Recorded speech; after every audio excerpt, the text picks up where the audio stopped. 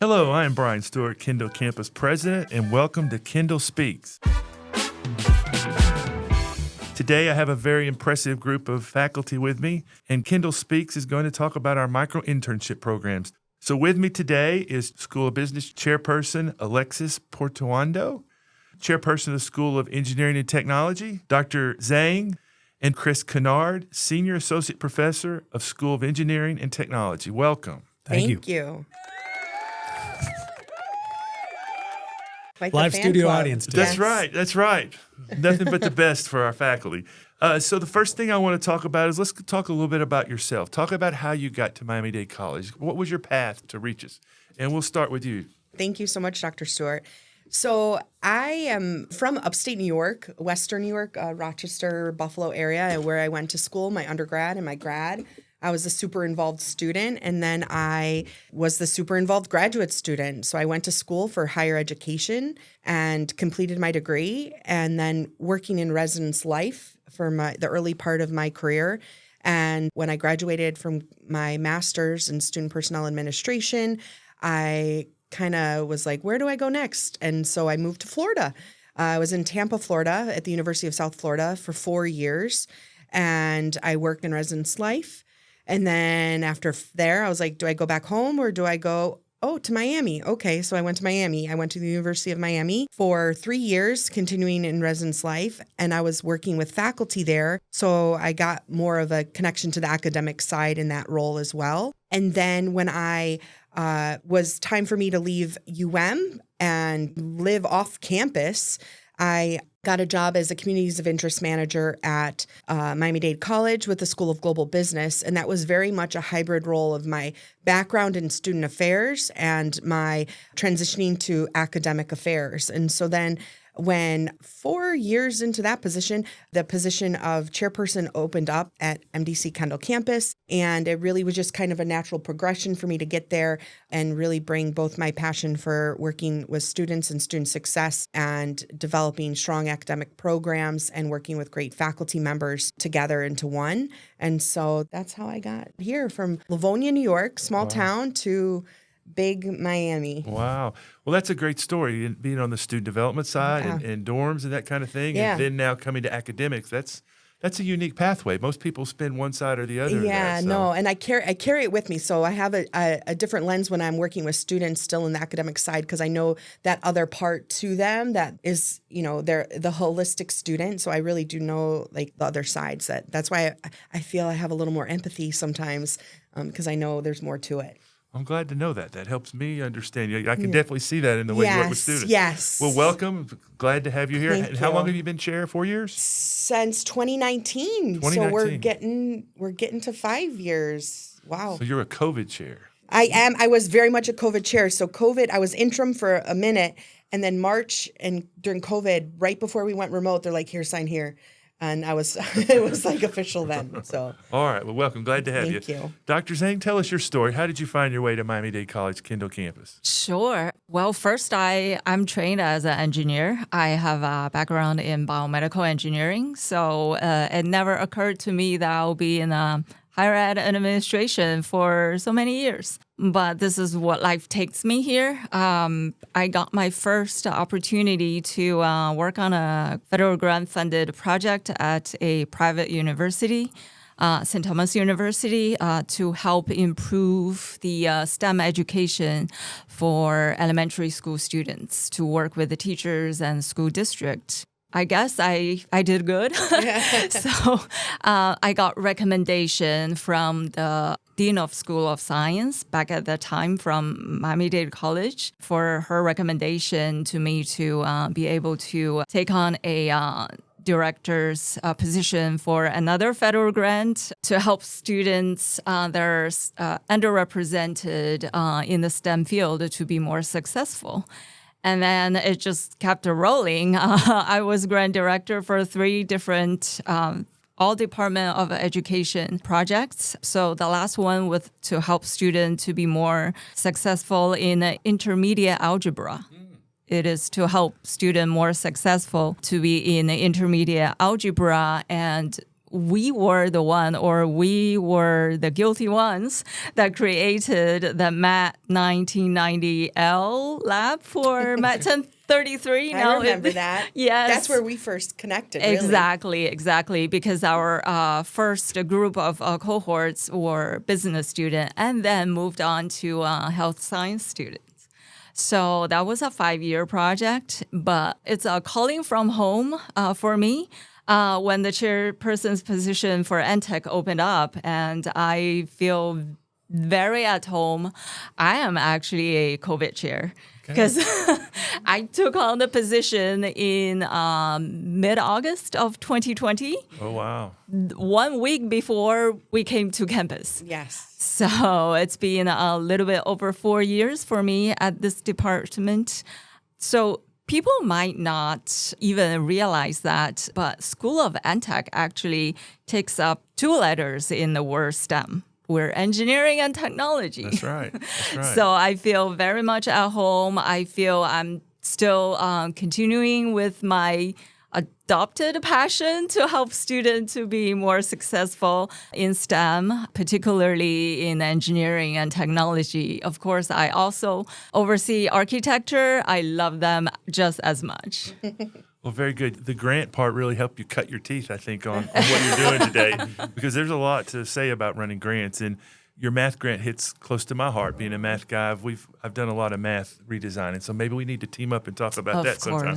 Yeah. Well, so glad to have you both here. I want to say from the bottom of my heart how important chairs are at this college, and you two do a great job, and we're honored to have you here because Very you nice do a of lot you. of the work that this place doesn't work without you two guys. So appreciate you so Thank much. you for that. Thank you. Well, with us next to represent the faculty. So you're Yes. representing all the faculty today. Just for now. In the world.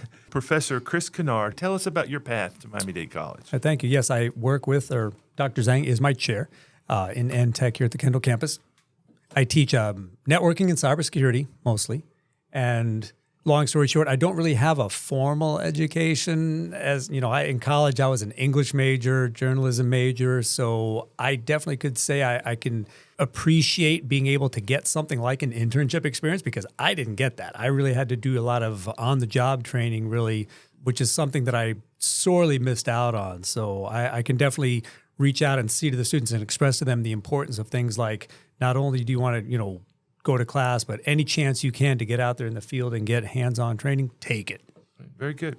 All right, let's talk a little bit about micro internships. Chair Portuando, tell us a little bit about the micro internship program. And I believe it started in the business area, did it not? Yes, it did. Exactly. And so now, a year and a half ago, I would say, we've done 3 full main term semesters with our micro internships.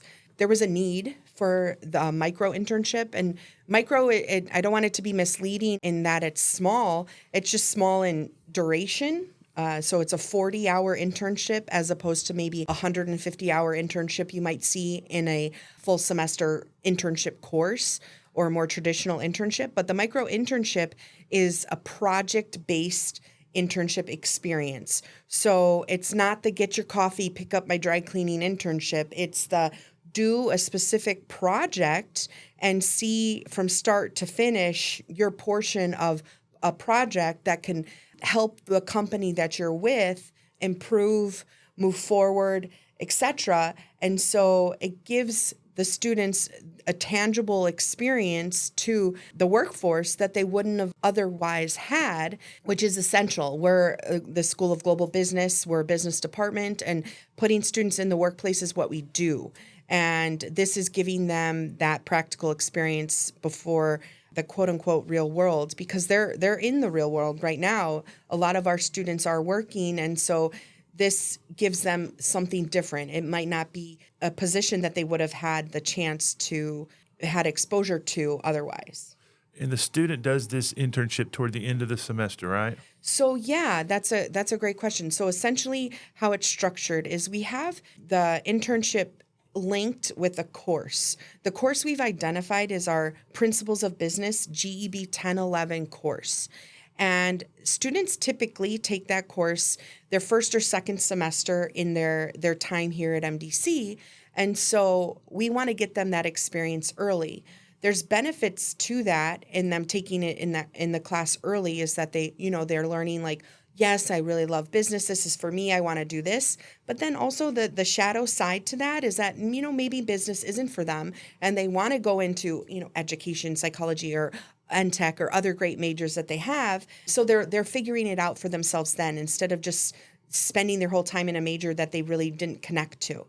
But in the class itself, we have it structured so in a full term, the first half of the semester is packed full of the course material that you would see in a typical course. But then the second half, the project base, is where the internship fits. And that's when students have about 5 to 8 weeks to do 40 hours in total. So it could be 5 to 8 hours a week that they do with the company, based on whatever schedule they work out with the company and themselves. Just for my benefit, at the end of that, do you have them present back? Because I'd love to see the presentation. Yeah, I know. That would be great. So currently, we really wanted to get started, and we wanted to make it as simplified as possible in the process. So there isn't a presentation back. However, we do get updates and weekly reports from students until like their completion of the hours and the time. That's good. That's very good. Yes. So, Dr. Zhang, tell us a little bit how it's designed in Intech, the micro-internship. Sure. Based on the School of Business successful model in their pilots, we decided to take this opportunity on and implement the micro-internship with CTS 1134, my networking technology course, which is a entry-level course for any student that are interested in networking, cybersecurity, these kind of technology programs. So this is one of the in-field entry-level course that student will take. So students just were given this micro-internship opportunity to get their hands dirty, because as a tech major graduates, it'll be embarrassing if you go to a on-site work, a real job, without knowing where you can find switches to a equipment, which was actually a real feedback that we received a few years ago from a employer. So the micro-internship will provided us a great opportunity to address that early on. And also, the great benefit for this micro-internship program is not only for the student to start early, it also costs nothing for our collaborator, the employers, because this is an unpaid internship opportunity. Students don't get paid, but because this is built into their curriculum, so they get the experience as a part of their learning. Yeah, that's the point, is that they know when they graduate that they've had experience that they can put on the resume. That's wonderful. Right. So if each of you will now talk a little bit about an example of the kind of work they do in these micro-internships. Yeah, very cool. So they get to do a gamut of exercises or projects with the companies, depending on the company specifically. So just generally, so they could do research for a new project. They could propose solutions to a current problem, do some market research, learn more about competitors type of deal, which is a benefit to employers as a side note, because we have access, the students have access to the library resources within learning resources with databases galore, where they can really do some good research for them if they utilize that. They could develop support materials, gather feedback to critique and improve, like the company's website potentially, create budgets for projects, plan events. That's something that students would get experience with. There's also something just with getting feedback from their patrons kind of thing, and then really create any sort of new project that they might have a need for. That's very good, very good. Professor Kennard, you want to talk a little bit about an Intech? Yeah, sure. And the CTS 1134 class, again, being a networking technologies entry level, what's nice about the micro-internship model is, again, being, as Alexis said, it can be very modular. So, breaking it out over a 40 hours. Yeah, I like that you said that. You said that a lot better than I did. So the modular comment. Right. So, and that really helps us chunk it out according to maybe course curriculum. So it really helps us, the students can attach meaning back to the class. And then it can be a very, a simple project versus it can be very intimidating. Just go out to an internship, and especially in IT, they could be, put in front of a rather complex environment. So as long as we communicate to whoever the direct report or manager is going to be, for example, and I don't want to get off, go over the nerd cliff here, but let's say the chapter had talked about, do you know how to make a network cable? So they would make that one of the projects that they do. And all the way out to, setting up operating systems, doing some simple network troubleshooting. And then I did create what I told the students and their direct report manager was we needed a deliverable. I said, I need you to come back with something that I can turn into a grade. So, and again, as Alexis said, half the semester we had to front load, a 4-credit class into 8 weeks. That also gives us enough time to handle logistics of that gives us 8 weeks to reach out to the employers and make sure everybody understands the expectations, what not to expect. So that's a very busy first 8 weeks. Then in the second 8 weeks, hopefully they've covered everything. And then each week they've got a little project they can be working on. And I made that half of the grade, so I tried to very much tie it back into the students to say each week you have to find out what are you doing, take a screenshot of it, journal something down, document something, and get that all back to us at the end of the semester. That's great. To both of you, talk a little bit about how the program helps students beyond the technical skills. And you kind of hit on it, Chris, but talk a little bit more about how this can help them down the road in the future as they get to the workforce. The whole idea, and unfortunately, a lot of the misconception coming into IT, I can't say the same for business necessarily, but they want to think, well, it's just going to be me in front of a computer. I don't have to have people skills. I don't have to collaborate with others. I don't have to know how to open an email attachment. So we definitely took that time to make sure that the students got, we just want to say soft skills, organizational, working groups, being able to and I guess I'll digress a little bit. This may come up later, so forgive me, but we had a third person who was sort of I called it our certified cat herder, but we had a third person because I didn't want the students to feel like, well, the professor, the big scary professor in the front of the room was the only person that they could talk to, or they could try to get out of doing something by saying, well, I want extra credit, so we set up a liaison that they constantly had to report to. So back to the question of that, even as an intangible, they had to learn how to step out of the classroom, talk to this liaison, coordinate with their manager, direct report, boss, and then I would go out to those people. So I just, I wanted to remove myself from that part of the equation and let them really experience this as if it were, more of a professional workplace environment. Yeah, I think that's a great answer. In the real world aspects and soft skills are things we hear all the time from employers. And so I think that's a great addition. Yeah. What about in the business, Alexis? No, absolutely. So again, this was created out of the need. So there's a need from the student side and the need from the employer side for this sort of gap of development because they want to help grow the talent pipeline in the sense of making sure they're stronger, more equipped to be in the workplace. And so this gives them that chance to see potential employees that could be like students as interns, but then could be potential employees. But for the students, the definite clear benefit for them is that work experience. And the need is there in the sense of they were lacking skills. So if you talk to industry, they'll share they're great employee. However, maybe their presentation skills aren't there.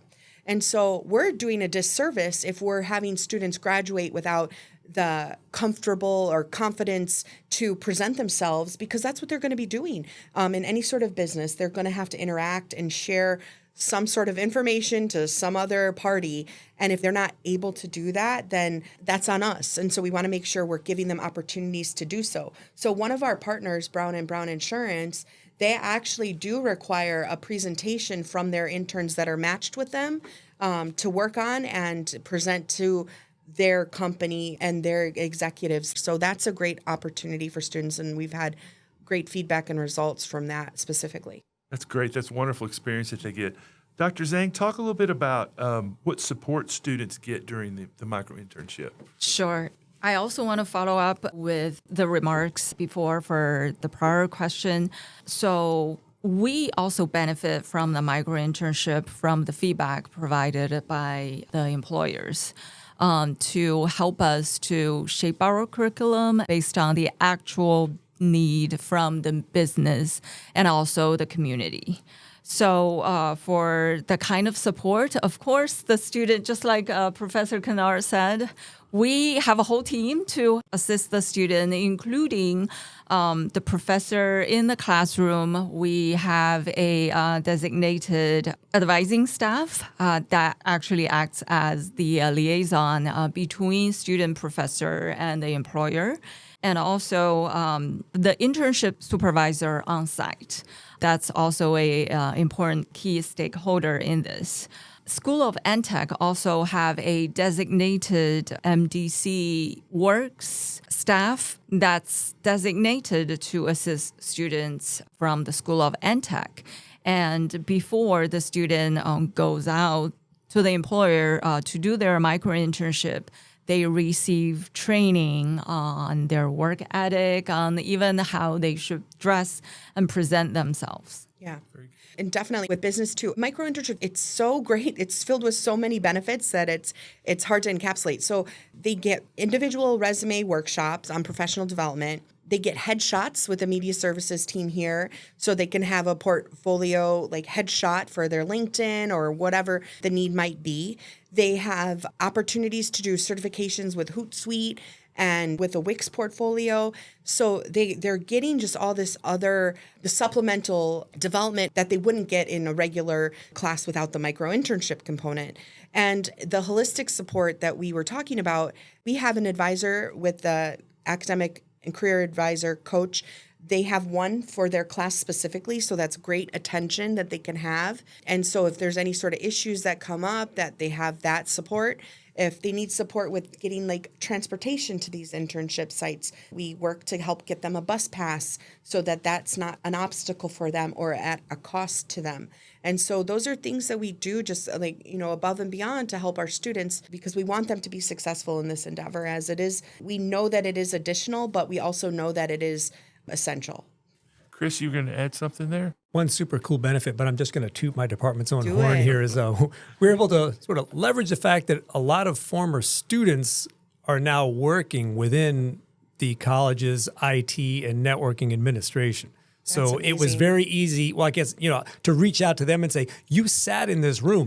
I was your professor. You know what we do in this class. And they said, oh, yeah, don't worry. We know exactly what kind of a project to give to the student based on when you were our professor. So thank you very much. And then even cooler was at the business school's closing ceremony, they did this, let's introduce the new technology micro internship, and they introduced the employers we're going to be working with. And afterwards, one of them came up to me and he's shaking my hand and he said, well, don't you remember me, professor?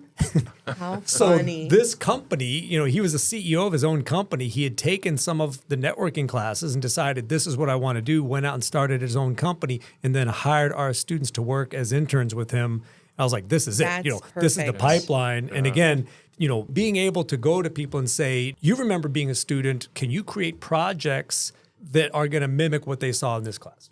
A big challenge we have, a company may just want to hand them the keys and say, please go build out our server and cybersecurity infrastructure. It's like, okay, tap the brakes here a little bit. So we were able to really hone in on exactly what kind of projects we wanted to be. Yeah. And again, back to the micro internship model, they can be a one and done. You can do just a 5-hour project. It was low stakes, light touch, get in, get out, and it was just a very easy way to deliver for the students to learn, for us to report back and eventually even grade. I love it. Yeah, that's a great story, especially you're successful when your students come out and come back to you and support your program. That's a great story. I need a radio patting myself on the back. That's right. That's allowed. That's allowed. Yeah. In business, talk a little bit about your students and how the community aspect of it works. So what's been great is that Miami is full of small businesses. We really are like a hub for entrepreneurs. And so there's a lot of opportunities to partner with companies that do need the additional support because they're not some large corporation. A lot of nonprofits that we partner with. And so we're out there. We are doing a webinar with the Greater Miami Chamber coming up to promote growing our internship availability and experiences for our students, which we're really pumped about. We're going to have a student testimonial during that event, and we'll hear firsthand from the student and how much he really did benefit from the experience. And so the community is very much a part of the fabric of Miami-Dade College just in general. And so we are very closely linked with our industry partners. Yeah, you'll be happy to know that in the webinar you talked about has been out there, I think, a week, and 59 That's individuals, amazing. businesses have That's signed up. amazing. That's So amazing. And it's worth it. And all 59 of them will benefit from it. So, I mean, that's great news. I'm really happy about that. Yeah, I'm excited for that. Now, in tech, we do it a little different model. You guys are working with the Miami-Dade College IT department. Talk a little bit about how that works and how that's organized, and then, maybe going into any specifics of that might help our audience. Okay, I can go ahead and start with that. So sort of leading off what I was saying before, we do know a lot of the people. So we, especially at the Kendall campus, I don't want to get into a big backstory, but we have our district IT here as well as our campus network services, although I guess recently they've been more, closely aligned. But we do have a lot of different areas that students can go into. So a part of what we do in the first 8 weeks is we distribute a survey to the students to find out, within IT, within NTech, you might be taking networking for a half a dozen reasons. So we try to capture that data to find out, are you cyber? Are you cloud? Are you at, where is it that you go? So that we can then go out, since we have the benefit of it being such a large, varied IT operation, we've got lots of different places that we can put students, from help desk all the way out to, potentially software. I don't want to put words in their mouths, but there's lots of different areas. I just put it that. So that is a great added benefit, particularly at this campus, particularly that Miami-Dade represents what a lot of my networking students learn is what we would call an enterprise. So if they really want to see networking at that scale, we can give that to them. We can bring it all the way back to individual PC troubleshooting. So we can go as large or as small as we need to, depending on what the student identifies as what they're interested in and what the college's needs are. That's a great point. Being in such a large institution like we are, we have so many different opportunities. As you said, that really gives a student a leg up when they leave Miami-Dade College to go into the workforce and go from there. So with what Professor Kennard was saying, I really want to mention also the professors that I've been able to work with on the global business side. So Dr. Nayri Smith, she was instrumental in working with the students and really helping them throughout, like you're mentioning, is engaging where they're at kind of thing. So that support really launched the program truly. And now moving forward, we're excited to work with a newer faculty, an adjunct professor, Larry Kravis. He's amazing too. He has great energy. He was a business owner of a company in Miami that was here for a little while. And so he has a wealth of experience to bring to the table. And just really the faculty make it happen because they're the anchor in the classroom to making sure they're touch base with the students and everything throughout the time. So the faculty have been truly instrumental in this whole ordeal. My favorite part is mentioning faculty, so I want to give you guys a fair chance. Any faculty you want to give a shout out to that have really helped our program? I want to give the shout out to Alexis. Please allow me. Okay, Dr. Zhang first. For Alexis to say exactly what I wanted to say, this program will not be happening without our very dedicated faculty. Absolutely. Yes. Yeah, it needs to happen because all faculty are amazing, but not all have the same ability to do what you do to make this happen because it's extra. Right. And hats off to you for being able to work with adjunct faculty. That could bring in a challenge all itself. when I picture the Venn diagram of, we want to say, why am I now in this podcast? And it's sort of like one circle was we needed the right class. Yeah. Another circle was we needed it at the right time of day. And then the last one was sort of like, well, where's Professor Kennard today? And then so it's sort of like, so there is no way that I sit here and say that this is successful because of what I did. I mean, and other things that happened in that first 8 weeks, we were able to bring, I'm going back to the last question now, but we were able to bring members of the IT staff to come in and give presentations, which was great. So that way, each of the different 5 areas that we tried to capture in the survey, we brought people in to give presentations. So they were able to just walk over essentially on a lunch break from their office and give a presentation. So hats off to the flexibility for the IT staff. I mean, it is not an easy task to say, let's bring in a student who's taking a 1,000 level networking class and asking them to give some kind of module of curriculum to them. And they embraced it. The MDC works all the way down through the advisors that we had. The last person in the chain was I was just taking all this stuff and putting the last little finishing piece on it. That was really it. But I mean, if for a program like this to work, it is one of those taking a village kind of operations just for anybody who wants to bring this out into another program. don't just hand it to somebody and walk No. away. And it's not a give away kind of thing. Yeah. Yeah, it really does need that nurturing. I've asked this question. We've talked a little bit about workforce, but I want, in case anyone wants to add anything else, talk about anything else that this micro internship can do to help our students in the workforce. Anything we missed? I think we've all touched on it. So, I mean, the benefits for the students are there in getting the experience, but the benefits to the employers, they're getting assistance for a project that they might not have already been able to do, something they could have been putting off because of their limited resources potentially. They could be training potential future hires by getting them for 40 hours to like prep them before they're starting working, again, because that 40 hours is unpaid. And so the academic benefit. So moving forward, they already have a head start. They're getting a chance to give back and mentor and shape their future workforce, which is essential, and really expanding their own partnerships within the community to give back to such an amazing institution such as Miami-Dade College, Kendall Campus. Good advertisement. Yes, I like that. yes. Anything from your perspective? So the key word for this project is micro. So it's not very long and unpaid. But I think the other very important factor is it's done in an entry-level course. So student can take this immersive 40-hour experience to really fill this out and decide whether it is for them. Especially for our course, which is an entry-level course for a in-discipline course. So this really gives them the opportunity, if they're on the fence or if they're still deciding, they still have the opportunity. It's not too late for them to consider alternatives. Right. They can go through the course and hopefully Right. get fired up for it. So looking forward, if you pull out your crystal balls, and I'm going to pull out mine right now, one of the things I want to do is have another podcast with you guys toward the end of this semester with students. I'd love to bring a couple of students that you think are model, and I think that would be a great post-interview here.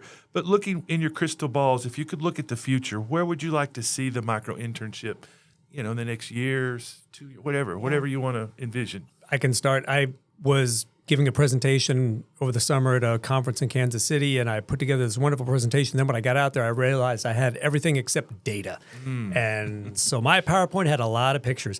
But I realized that. And they've now asked me to come back and give the presentation again next year. So I realized I'm going to come back with some data this time. Right. So what you need to do, and again, this is something that's going to take that entire village of people, but you've got, say I've got my deliverable that I get from the students. We've got the survey at the beginning.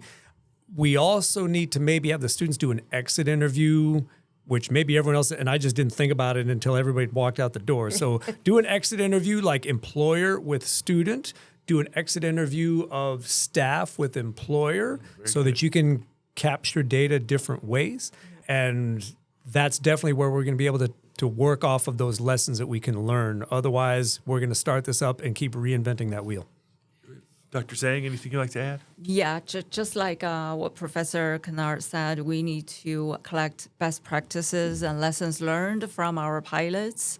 And then also, hopefully, if we're going to roll this out to more courses or more disciplines, it has to be manageable, given our limited manpower and physical limitations.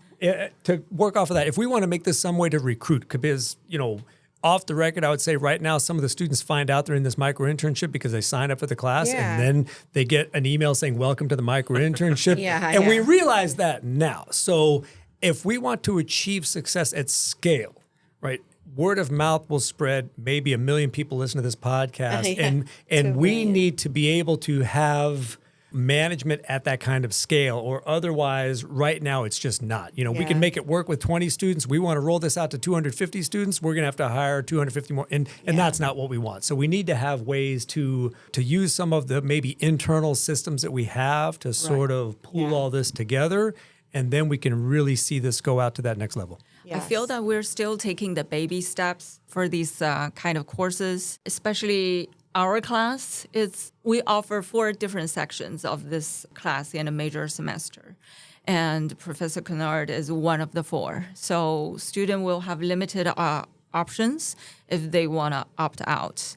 And also, we are working with a limited group of students on that. So the scalability we have to admit it, not every professor will be on board doing this, and we only have one and only Professor Kennard. Yes.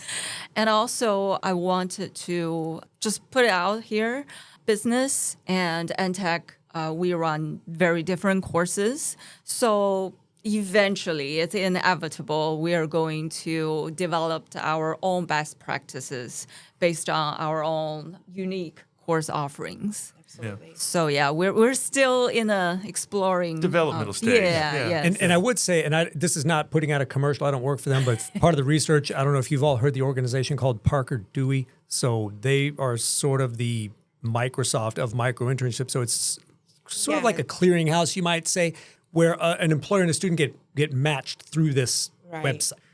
Could Miami-Dade have something where all of a sudden these employers we've worked with in the past all of a sudden say, I have a module, another employer says, I have a module. Does a student necessarily have to say, I worked with employer X? Could all of a sudden they say, I did my 40 hours because we had some environment portal where the students could go and say, and grab, and then that way we could keep leveraging all these partnerships. And back to the whole benefit of micro internships, they can get one and then they can get out. And the employer can grab them for one, and they don't have to have this big massive investment of time, and then they find out too late, I didn't want to go there anyway. So just something for what might we want to consider down the road to really make this, a larger scale implementation. So so many things running through my head now. But we had a student actually, their first semester, he did with a construction site, his micro internship with a construction company that was working at one of our campuses actually, and on the management end of it, he finished his internship and he wanted to do it again. He's like, I want another one. Wow. And so it was linked to the class. And so I was like, oh, sorry, but let's see what we can do.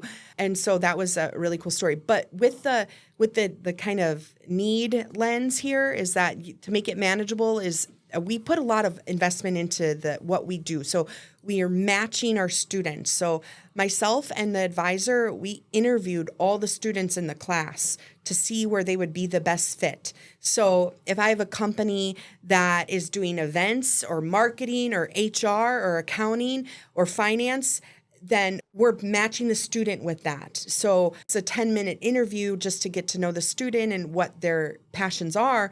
And so we do the best we can, but it's really helped to do that initial interview matching so that students are placed where they have an interest in being. But that's consuming. And so to do that and then to do that at scale with, additional courses, sections of it, it does take a lot of management for that to be as successful as we want it to be. Well, this has been a great conversation. I have one more question before we close out the show. Talk a little bit about if there's anything that the Kendall Campus leadership can do to help support these programs.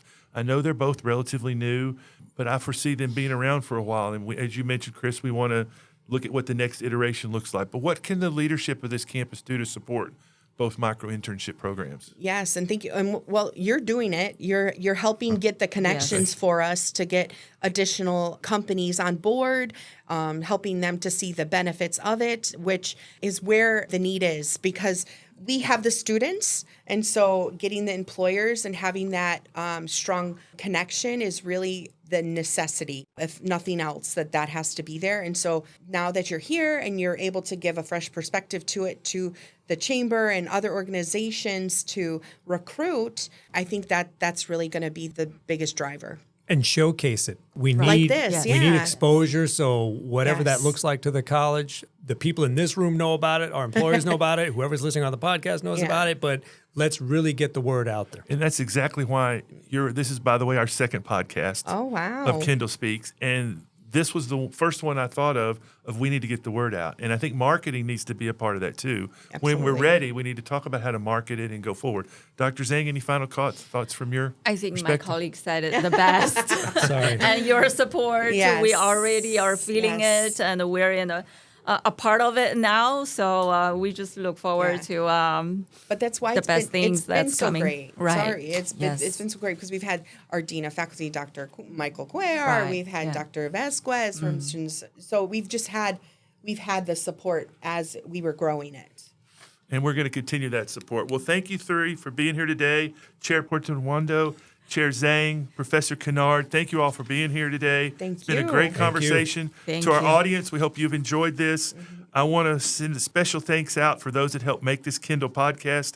Our head writer, Christina Sainz-Aguirre, our producer, executive producer, Paul Klein, and our producer, Alex Bellows here. Thank you all for being here.